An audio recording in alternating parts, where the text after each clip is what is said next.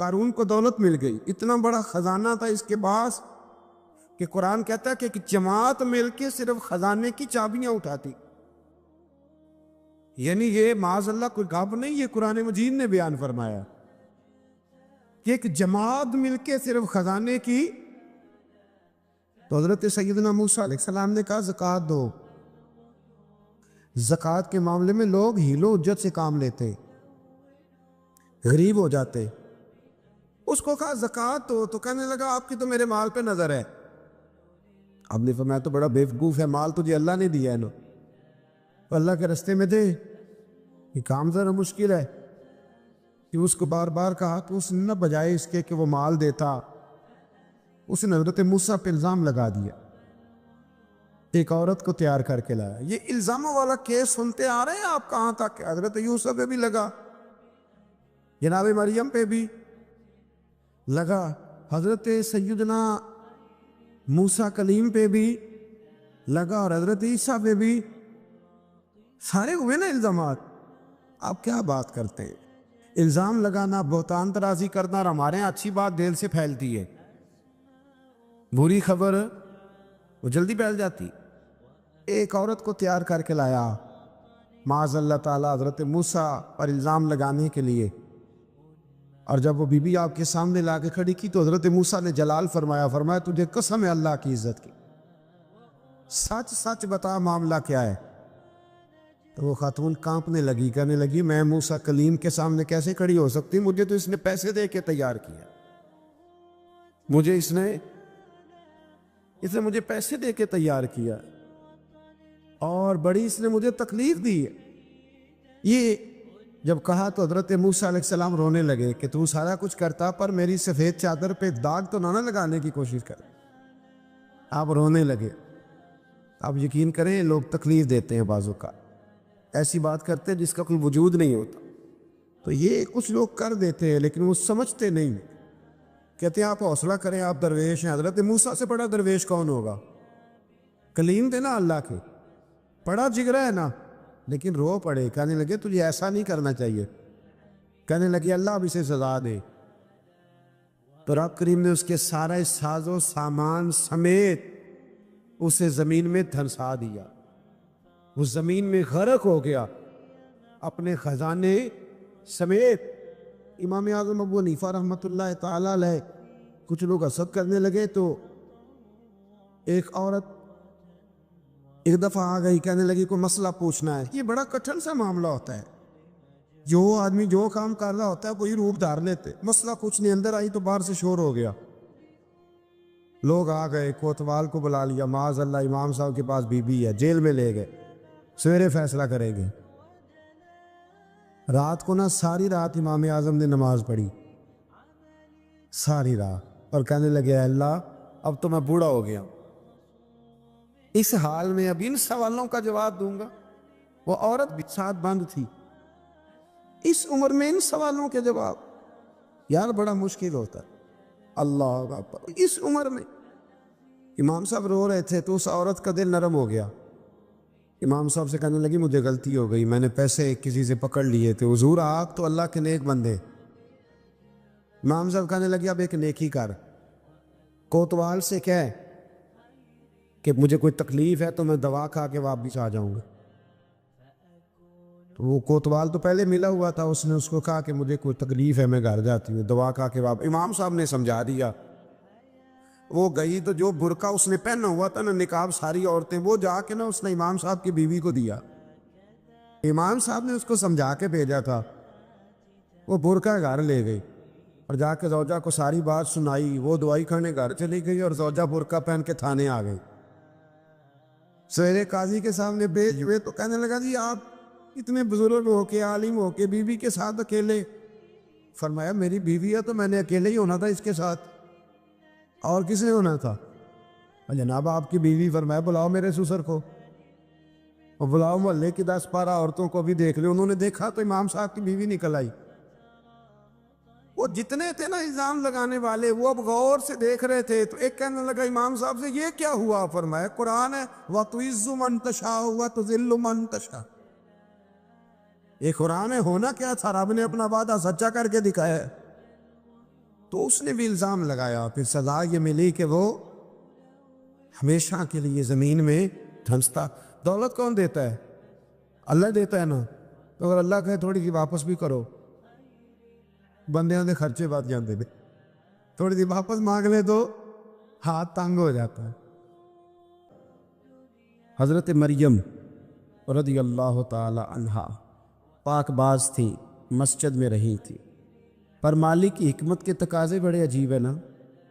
پھر جناب مریم کو اللہ تعالیٰ نے بغیر شوہر کی اولاد عطا کر دی۔ یہ بات یہ ایسی تھی، کسی نے کہا تھا کہ مخلوق تو فنکار ہے اس درجہ کے پل بھر میں سنگے در کعبہ سے بھی اصنام تراشے، تم کون ہو کیا چیز ہے داغ کبابی، لوگوں نے تو مریم پہ بھی الزام تراشے۔ تو لوگوں نے کہا کدھر سے لے آئی بچہ، تیرا باپ تو ایسا نہیں تھا، کہاں سے لے آئی؟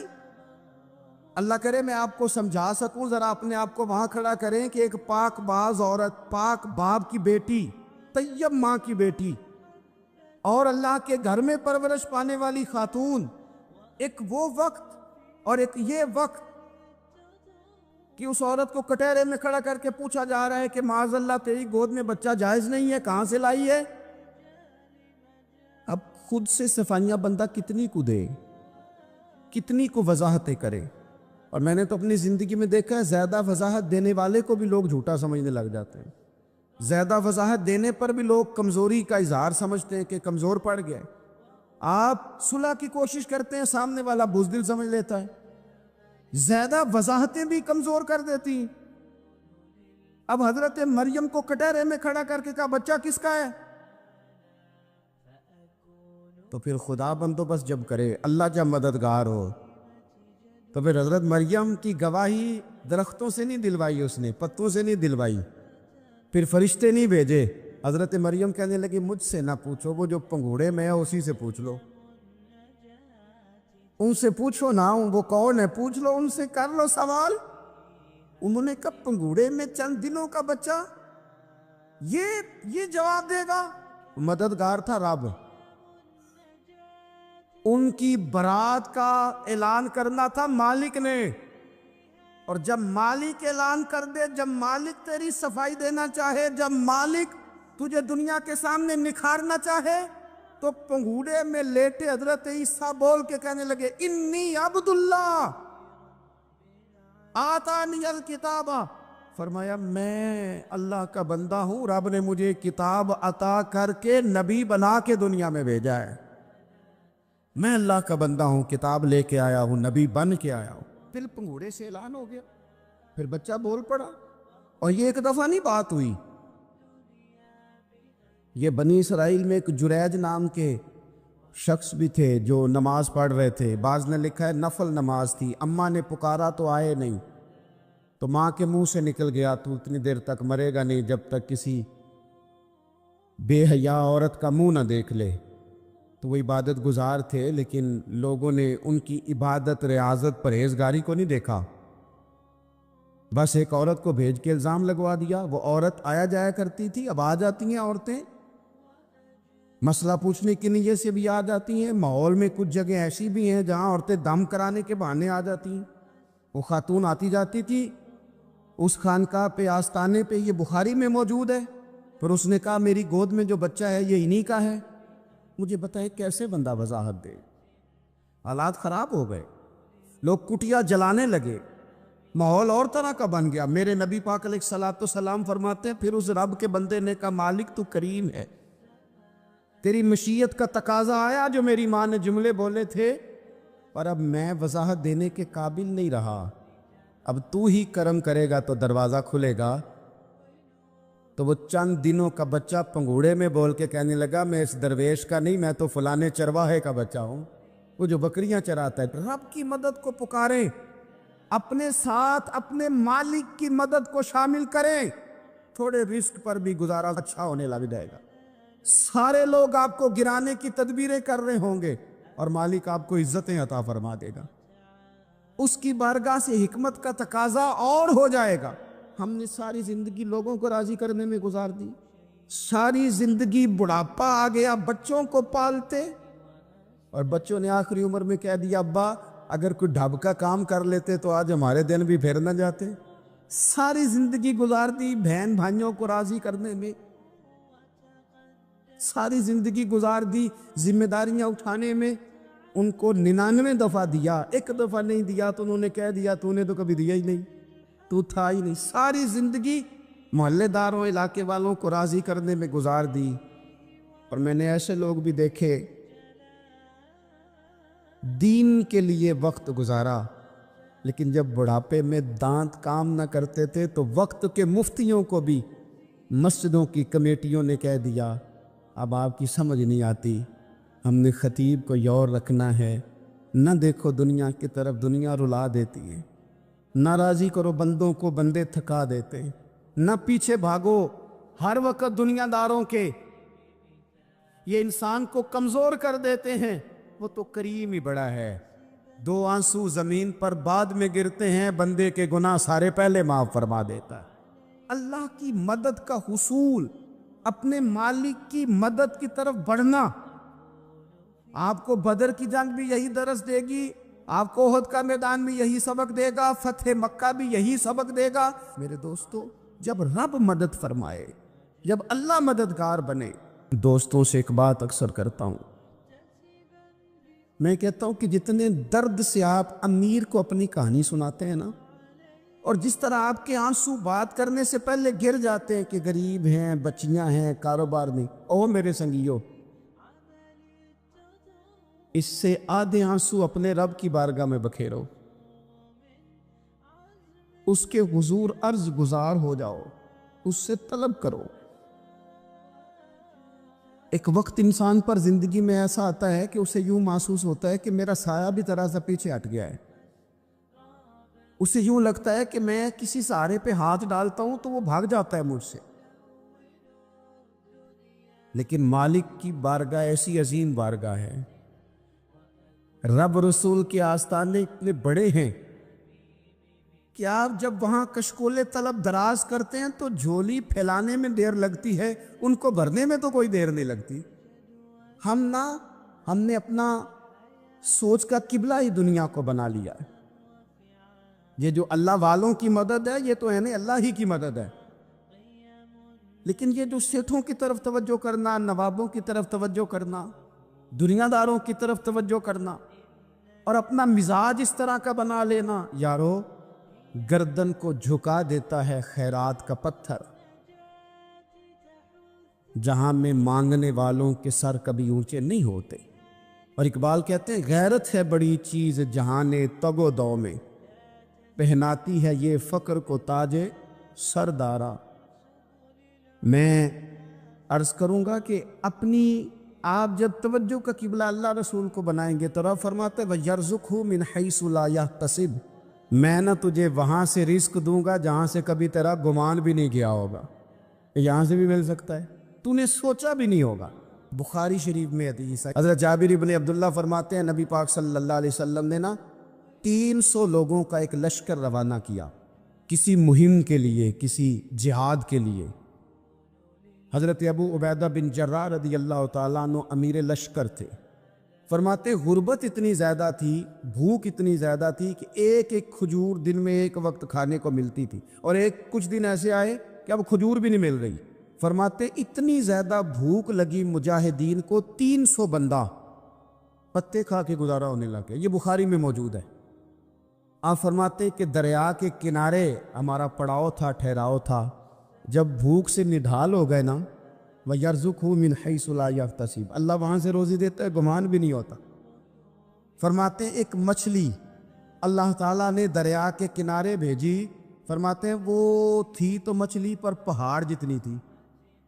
بخاری میں لفظ ہیں، حضرت جابر ابن عبداللہ رضی اللہ تعالیٰ عنہ فرماتے ہیں 300 آدمی 18 دن تک اس مچھلی کو کھاتے رہے، مچھلی ختم ہی نہیں ہوئی. مچھلیاں نہیں، مچھلی کہتے ہیں 18 دن 300 بندہ کھاتا رہا، مچھلی ختم ہی نہیں ہوئی. اور فرماتے ہیں کہ اس کی ہڈی نکال کے، کانٹا کہیں گے آپ اپنی زبان میں، کہتے ہیں وہ نکال کے نا تو اس کو کھڑا کیا نا جب، تو اونٹ کجاوے سمیت اس کے بیچ سے گزر جاتا تھا، 2 اس کے کانٹے جوڑے۔ فرماتے ہیں وہ اس کا گوشت ہم کھاتے تھے اور اس کی چربی بطور تیل کے ہم جسموں پہ ملتے تھے، بیماروں کو اس سے سکون آتا تھا، تندرستی، شفا ہوتی۔ فرماتے ہیں ہم کھایا بھی ہم نے، اور کچھ لے کے ہم مدینے بھی گئے، اور قربان جائیں نبی پاک نے بھی اس میں سے کھایا۔ ہم نے عرض کی حضور یہ معمہ کیا ہے، یہ ماجرا کیا ہے؟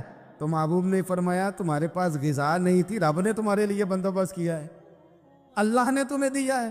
مکان شروع کر لیا، ایک صاحب نے وہ مکان بنانے لگے، آپ وہ حساب لگا رہے ہیں، کہتے ہیں میرے پاس اتنے پیسے ہیں، اتنے میں نے فلانے دوست سے کہنا ہے اس نے دے دینے، اتنے فلانے رشتہ دار سے کہنا ہے اس نے دے دینے، اتنے فلانے سے کہنا ہے اس نے دے دینے۔ یہ ساری کاپی بنا کے مکان شروع کر لیا۔ جو روز کہتا تھا نا کوئی حکم ہو جاتے دسی، سب سے پہلے اس کو کہا میاں پیسے چاہیے، وہ کہندا ہو کل ہی منڈا ٹوریا ہے، کہدے تو پرسوں 10 داتے لب جانے سن۔ میں آپ کو اپنے تجربے کی بات بتا رہا ہوں۔ یہ لوگوں کا خیال ہوتا ہے نا کہ آپ سٹارٹ کریں فلانا کام، ہم آپ کے ساتھ ہیں، اللہ کا ہی کوئی نظام ہے، وہ بالکل بھی نہیں ساتھ ہوتے۔ لیکن ایسا نہیں ہے کہ کوئی ساتھ نہیں ہوتا، اللہ تعالیٰ بڑے اسباب پیدا کرتا ہے، وہاں سے دیتا ہے جہاں سے گمان بھی۔ ہمارا یہ ذہن بن جاتا ہے ہم ساری اپنے حساب سے چلتے، اتنے رشتہ داروں سے، اتنے کون آپ کے ساتھ چلے گا، سوال ہی نہیں پیدا ہوتا۔ یہ سارے کام چھوڑ کے سب سے پہلے 2 رکعتیں پڑھو، اپنے رب کی بارگاہ میں، رسول کائنات کی بارگاہ میں گزارشات اور استغاثے پیش کرو، وہاں سے خیر طلب کرو۔ دنیا دار کیا دیں گے، کیا دے سکتے ہیں، کیا حیثیت ہوتی ہے کسی؟ اللہ کہتا ہے وہاں سے دوں گا۔ تو جو اللہ مال دے وہ لینا چاہیے کہ رشتہ داروں کا مال دیکھنا چاہیے؟ جو اللہ دے وہ لینا چاہیے کہ سیٹھوں نوابوں کی جیبیں دیکھنی چاہیے؟ جو اللہ دے وہ قبول کرنا چاہیے یا دیکھنا چاہیے کون سا آدمی کہاں پہنچ گیا؟ چھوڑو، اپنی مٹی پہ چلنے کا سلیقہ سیکھو۔ کسی کے سنگ مرمر پہ چلو گے تو پھسل جاؤ گے۔ مدد اللہ سے چاہیں، اپنی توجہات کا مرکز رب رسول کی ذات پہ بنائیں، پھر آپ محسوس کریں گے کہ بڑی جلدی اللہ تعالیٰ کی مدد آنے لگی ہے۔ کبھی آپ صرف کہہ دیں نا میرا رب میرے ساتھ ہے، اس لفظ میں اتنی طاقت ہے کہ دشمن ویسے زہر ہو جاتا ہے۔ زندگی میں کسی سے بھی لڑائی ہو، اچھی طرح سوچ لیں کہ اللہ اس طرف ہے یا اس طرف ہے۔ اگر آپ زیادتی پہ ہیں تو پھر رب مظلوم کی جانب ہے۔ اگر اللہ کی مدد آپ کے ساتھ ہے تو دنیا کی کوئی طاقت آپ کو گرا نہیں سکتی۔ اور اگر آپ مظلوم کے مقابلے میں ظالم بن کے آپ کھڑے ہو گئے ہیں اور آپ نے رویہ وہ اختیار کیا ہے کہ جس میں مدد نہیں آئے گی، تو پھر یاد رکھ لیں کہ آپ کوئی بھی ہیں، کہاں بھی ہیں، آپ کمزور ہیں۔ طاقتور تھے ابتدائے اسلام میں، ظاہری طاقت تھی کفار مکہ کے پاس، وہ ڈنڈوں سے مارتے تھے غریبوں کو، ان کے ہاتھوں میں ڈنڈے تھے، پر خدائی طاقت ان مظلوموں کے ساتھ تھی۔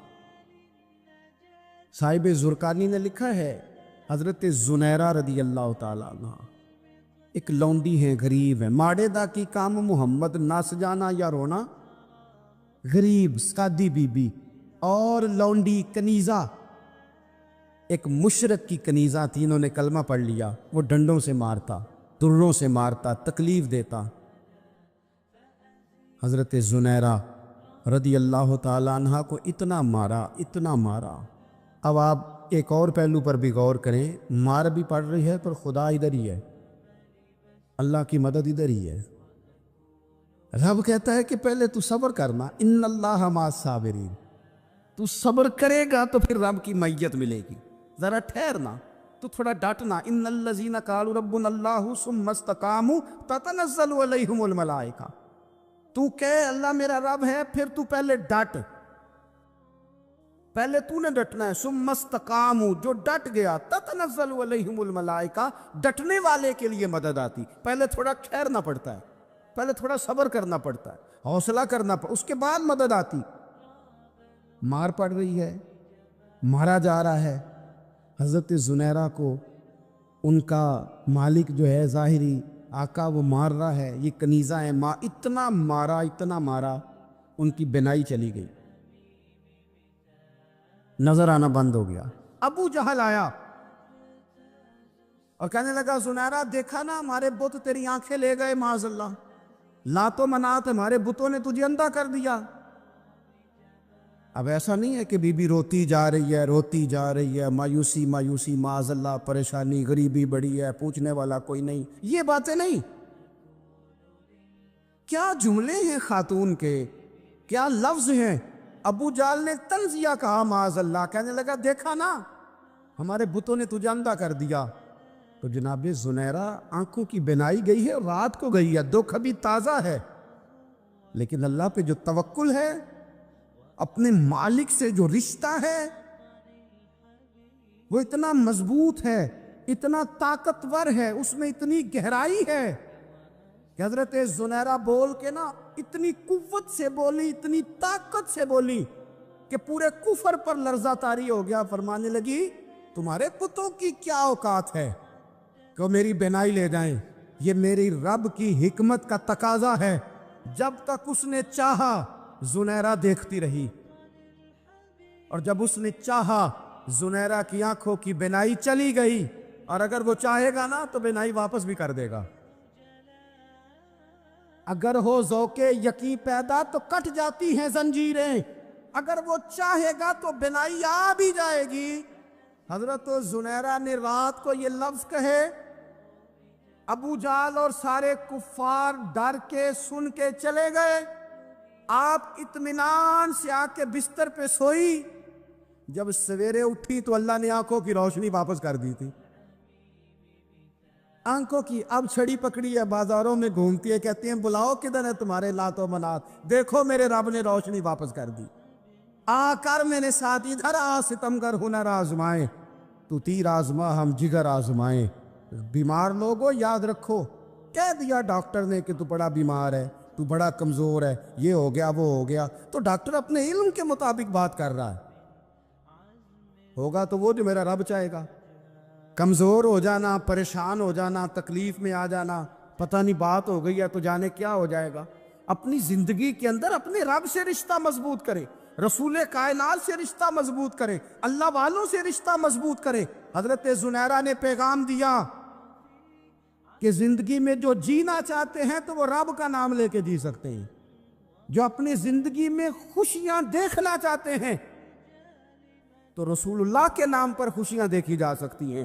توکل کی بنیاد پر بندہ خوشیاں لے سکتا ہے، اور اگر انسان میں توکل نہیں ہے تو پھر وہ اس کالے جادو سے بھی ڈر رہا ہے، وہ نیلے سے بھی ڈر رہا ہے، وہ پیلے سے بھی ڈر رہا ہے، وہ فلانے سے بھی ڈر رہا ہے، وہ میرے خلاف فلانا رشتہ دار سازش کر رہا ہے تو ڈر رہا ہے، فلانا میرے بارے میں یہ کر رہا ہے تو ڈر رہا ہے، وہ پتہ نہیں دنیا ادھر ہو جائے گی تو کیا ہو جائے گا، اٹھ باندھ کمر کیوں ڈرتا ہے، پھر دیکھ خدا کیا کرتا ہے۔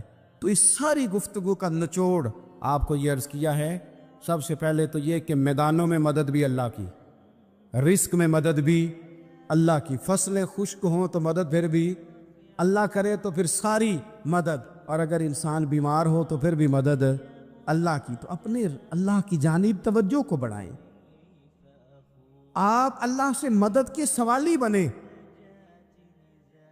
ترمذی کی ایک حدیث ہے، میں آپ کو زندگی کا تجربہ بتاتا ہوں کہ جب میں بڑا پریشان ہوتا ہوں تو یہ والی روایت کھول لیتا ہوں، مزہ دیتی ہے۔ میرے نبی پاک علیہ السلام نے فرمایا اپنے دکھ سیٹھوں نوابوں کو نہ کہنا، مالداروں کا نہ کہنا، ورنہ اللہ تمہیں کبھی غنی نہیں کرے گا۔ فرمایا اپنے دکھ اپنے رب کی بارگاہ میں عرض کرنا، جلدی کرے یا دیر سے کرے اللہ تمہیں لوگوں سے بے نیاز کر دے گا، اللہ تمہیں غنی کر دے گا۔ رات کو بیٹھو نا اس کی بارگاہ میں۔ امام غزالی سے کسی نے پوچھا تھا، امام غزالی سے، کہ حضور اللہ کا بندے سے راضی ہونا کمال ہے یا بندے کا اللہ سے راضی ہونا کمال ہے؟ تو امام غزالی مسکرائے، فرمانے لگے رب تو بڑا ہی مہربان ہے، وہ تو بڑی جلدی راضی ہو جاتا ہے، وہ تو مسجد میں آ کے توبہ کرے تو اللہ راضی، کسی یتیم کے سر پہ ہاتھ پھیرو تو اللہ راضی، وہ تو کسی اندھے کو رستہ دکھایا تو اللہ راضی ہو گیا، وہ تو طوائف نے کتے کو پانی پلایا تو اللہ۔ امام صاحب فرمانے لگے یہ بندہ ہے جو اللہ سے راضی نہیں ہوتا، جس کے پاس اولاد نہیں وہ کہتا ہے چلو ایک بیٹی مل جائے تو میں راضی ہوں، بیٹی مل گئی تو کہتا اب ایک بیٹا بھی ملے تو پھر راضی ہوں، پھر کہتا ہے یہ دونوں اچھی تعلیم حاصل کر لے تو پھر میں راضی ہو. پھر کہتا ہے یہ بہت زیادہ پیسے کمائے تو پھر میں راضی ہوں. بہرحال راضی ہوتا، لیکن جو راضی ہو جاتا ہے نا، اللہ اکبر، جو اللہ سے راضی، سکھی بڑا رہتا ہے، سکون میں بڑا رہتا ہے، مطمئن بڑا رہتا ہے. جو سمجھ لیتا ہے نا کہ جو میرے رب نے بہتر سمجھا وہ میرے اللہ نے مجھے. میں کبھی کبھی سوچتا ہوں کہ یار حضرت بلال حبشی نے کوئی عہدہ نہیں مانگا ساری زندگی. انہوں نے نہیں کہا مجھے بھی ایک صوبے کا گورنر بناؤ، میری بھی خدمات ہے، مجھے بھی وزیر خزانہ بناؤ، میرا بھی کچھ بنتا ہے. ایک دفعہ نہیں کہا سیدنا بلال حبشی رضی اللہ تعالیٰ عنہ نے کہ میری بھی کوئی ڈیوٹی ایسی ہونی چاہیے کہ مجھے چلو سپہ سالار ہی بنا دیا جائے. ساری زندگی مسجد میں جھاڑو دیا تو اسی پہ راضی رہے. ساری زندگی محبوب کے مہمانوں کا لنگر پکایا تو اسی پہ راضی رہے. ساری زندگی میرے محبوب علیہ السلام کے بچوں کی نوکری کی تو اسی پہ راضی رہے. راضی بالرضا رہے. حضرت سیدنا موسیٰ علیہ السلام نے عرض کی کوہ طور پہ جا کے، مولا میری قوم پوچھتی ہے کہ کوئی ایسا کام بتا جو ہم کریں تو ہم سے راضی ہو جائے. حضرت موسیٰ کی قوم کا خیال تھا کہ تہجد کا حکم آئے گا تو پڑھیں گے، صدقات کا حکم آئے گا تو دیں گے، جہاد کی بات ہوگی تو کریں گے. کچھ جو نیک لوگ تھے ان میں سے انہوں نے یہ پیغام دیا کہ مالک ہمیں بتائے کہ وہ کس کام پہ راضی ہوتا ہے، ہم وہ کام کریں تاکہ اللہ ہم سے راضی ہو جائے. حضرت موسیٰ کلیم کہتے میں نے عرض کی مولا میری قوم پوچھتی ہے کہ کون سا ایسا کام کریں کہ تو راضی ہو جائے. تو رب کریم نے ارشاد فرمایا موسیٰ کہتے میرا خیال تھا کوئی لسٹ ملے گی، لیکن مالک نے ایک جملہ کہا، ایک جملہ، اور تفسیروں کے دریا بہا دیے. عرش کے مالک نے فرمایا موسیٰ ان سے کہو جا کے کہ وہ مجھ سے راضی ہو جائے، میں ان سے راضی ہو جاؤں گا. مجھ سے راضی ہو جائے. بندے اللہ سے راضی ہی نہیں راضی ہوتے، اللہ کی رضا پہ راضی رہیں. مالک کے فیصلوں میں اپنے دل میں کوئی بوجھ محسوس نہ کریں. اپنی زندگی اللہ کے فیصلوں، دیکھیں نا، جو ماں باپ اللہ نے بڑے اچھے سمجھے وہ ہمارے لیے پسند کی، وہ اللہ نے ہمارے لیے جو اس نے ہمارے حق میں بڑے، جو بہن بھائی، اللہ کرے آپ کو سمجھ آئے، جو بہن بھائی اس نے ہمارے حق میں بڑے اچھے سمجھے وہی بہن بھائی اس نے ہمیں عطا کیے. جس بیوی کو اس نے ہمارے گھر کے گلشن میں بہتر سمجھا اس کو لا کے اس نے ہمارے آنگن میں بٹھایا، اور جو اولاد اس نے ہمارے لیے باعث افتخار سمجھی وہ اولاد اس نے ہمیں عطا فرمائی. حضرت نوح علیہ السلام کا بیٹا کافر ہو گیا، پر کسی جگہ انہوں نے شکوہ نہیں کیا کہ مالک یہ کافر کیوں ہوا. اللہ کے قبضے میں ہے نا دل، پھیر سکتے ہیں نا، مقلب القلوب ہے. لیکن حضرت نوح نے دعا اللہ کی رضا پر راضی رہے. سمجھو کہ میرے حق میں جو بہتر تھا مالک نے وہ چیز مجھے عطا کر دی. ہم یہ سوچتے ہی نہیں کہ ہمیں نہیں پتا ہمارے حق میں بہتر کیا ہے، ہمارے رب کو پتا ہے.